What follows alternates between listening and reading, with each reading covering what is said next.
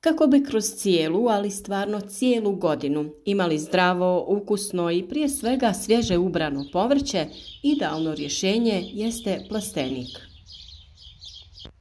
Naravno, to ne mora biti velika investicija niti neki veliki plastenik. Plastenički uzgoj vam pomaže u zaštiti vaših biljaka od vremenskih nepogoda, prvenstveno od niskih temperatura. Iako nemate grijani plastenik, temperatura je barem 5 stepeni viša od one vani i omogućava zimski uzgoj. Tlo u plasteniku može biti otkriveno ili zaštićeno određenom vrstom malča, prirodnim poput slame ili sjena, te umjetnim poput malč folije. S obzirom da ljeti temperature u plasteniku budu dosta visoke, malč će da čuva vlažnost tla i sprječava njegovo isušivanje. Samim tim, biljke će biti mnogo otpornije i davati više plodova. Malčiranje tla u plasteniku također smanjuje obim posla što se tiče okopavanja i uklanjanja korova, tako da je to još jedna prednost. U plasteniku je vrlo važno postaviti i sustav za navodnjavanje kap po kap, ali se u manjim plastenicima i ručno može obavljati kvalitetno zalijevanje. Jedino što je to onda svakodnevna obaveza. No opet, rad u vrtu oko biljaka je svakako opuštajući posao i ne stvara neki problem kada se brinemo o našim biljkama. Druga prednost plastenika jeste zaštita od štetnika i oboljenja. Biljke nisu izložene velikim vremenskim utjecajima poput kiše i vjetra, pa su manje šanse za oboljenja koja se na taj način stvaraju. Plastenik je važno svakodnevno otvarati i provjetravati kako bi se najlon redovno sušio i ne bi se stvarala kondenzacija. Te kapi koje se zadržavaju na najlonu kada kapaju po biljkama mogu ih oštetiti. Naime, dolazi do spaljivanja listova i oboljenja. Za vrijeme hladnijih mjeseci to se radi u najtoplijem dijelu dana. Dok se tokom toplijih dana i mjeseci u godini plastenik treba otvarati što ranije ujutro kako bi se spriječilo stvaranje upravo te kondenzacije. A zatvara se kasno navečer kada se ishladi. Ukoliko su baš lijepi dani što se vremenskih uslova tiče, može se i preko noći ostaviti otvoreno ili barem neki prozor za prozračivanje. Uloga plastenika kao zaštite od oboljenja se često zanemari, pa ga neki ostavljaju otvoren stalno tokom toplijih mjeseci, što onda umanjuje njegovu funkciju. Kod uzgoja na otvorenom znamo da se najviše oboljenja javlja nakon kiše kada ugrije sunce i kada se pojave jutarnje magle. Upravo tu u priču dolazi benefit plastenika. Naime, kada su maglovita jutra, plastenik se otvara tek kada magla u potpunosti nestane. Isto tako, kada pada kiša, plastenik je potrebno zatvoriti i otvoriti nakon što je kiša prestala. Ukoliko vaš plastenik ima otvore sa strana i prozore pri vrhu, možete postaviti guste mreže kako bi biljke zaštitili od štetnika.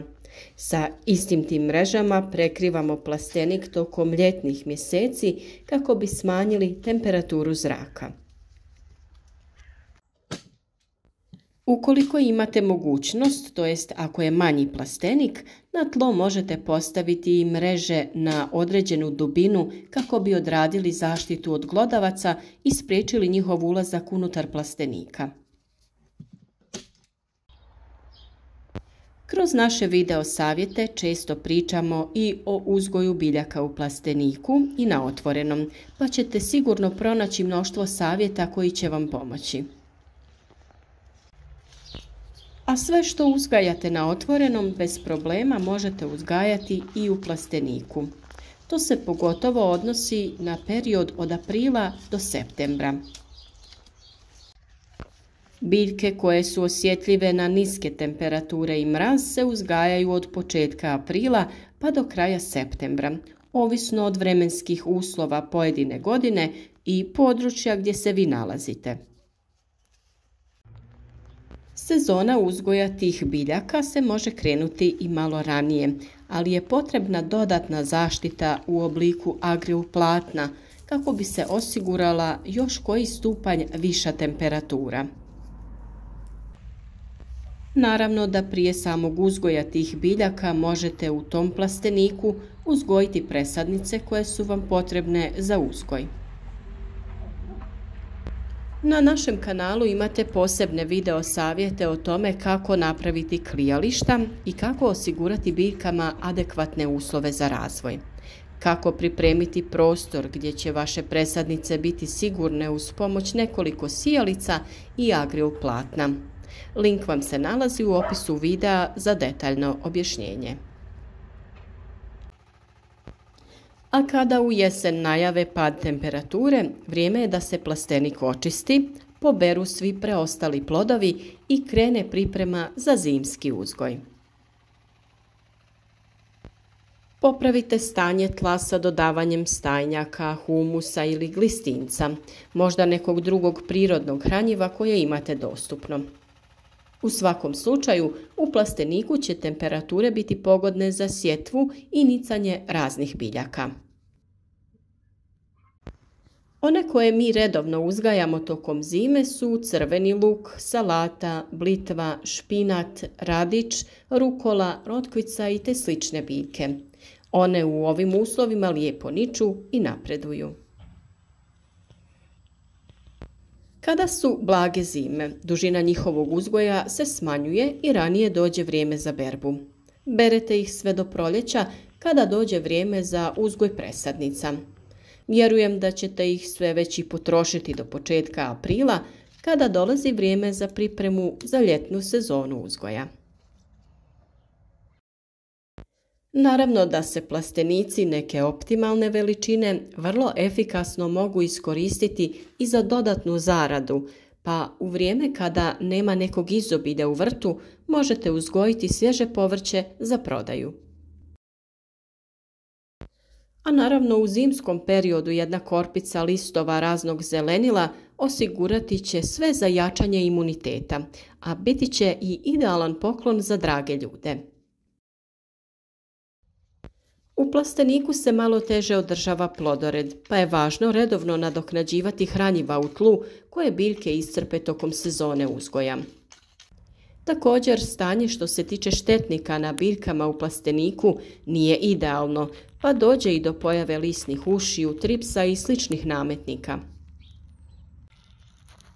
Pa zato, kao i uvijek, preporučili bi vam da na vrijeme, to jest preventivno, zaštitite vaše biljke. Naravno da sve kreće od dobro pripremljenog tla i jakih presadnica. Biljka koja ima kvalitetne uslove u tlu je jaka i otporna, a mnogo je prirodnih preparata koje možete preventivno koristiti za zaštitu i sa njima morate krenuti na vrijeme.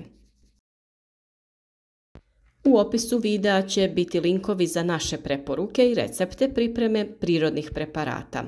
Najzastupljenija je svakako kopriva kao zaštita i prihrana, tu je i soda bikarbona, pepeo, te nim ulje i mnogi drugi. Svakako za sve detaljne savjete ostanite uz nas jer vas sve to očekuje u narednom periodu. Na našim biljkama ćemo da vam pokažemo primjenu i pomognemo vam da i vi budete jednako uspješni.